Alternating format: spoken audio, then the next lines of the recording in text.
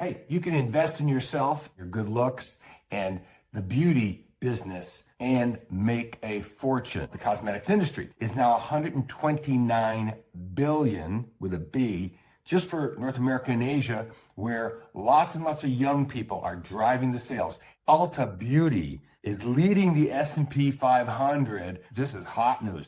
Beauty is hot. The cosmetic industry is huge, and it's being driven by the youth buyers of cosmetics, the new male cosmetics business, and of course, anti-aging. So the top companies, and I'm not endorsing any individual stocks, but I do think that the Ulta story is just so exciting because I hear from the younger members of our family that there's a whole bunch of companies being consolidated from the old guard to the new guard, and Ulta is one of them. It's a big distribution company. LVMH, when you say LVMH, you mean Victoria's Secrets and a lot of other very popular companies are rolled up in sort of a mysterious name. And then there's L'Oreal, which is now one of the top stocks in the area because it's Lancome, it's CeraVe, it's Maybelline. They're just rolling them all up into one big business because it's so hot.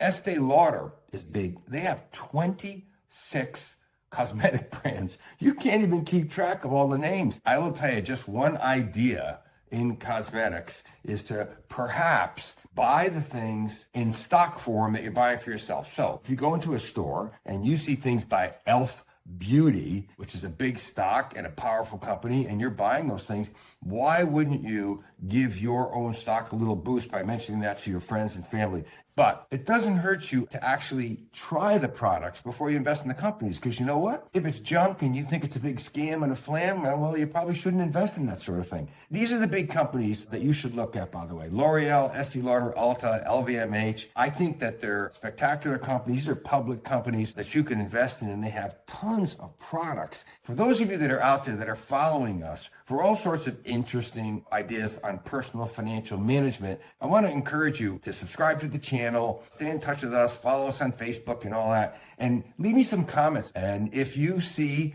brands that we're not talking about, if you see products that we're not talking about, you should give us a shout, and I'll be happy to review that company. So I'm Paul Morrow. This is Smart Financial Lifestyle. I'd love to know what the young people in your family are spending their money on this year for cosmetics.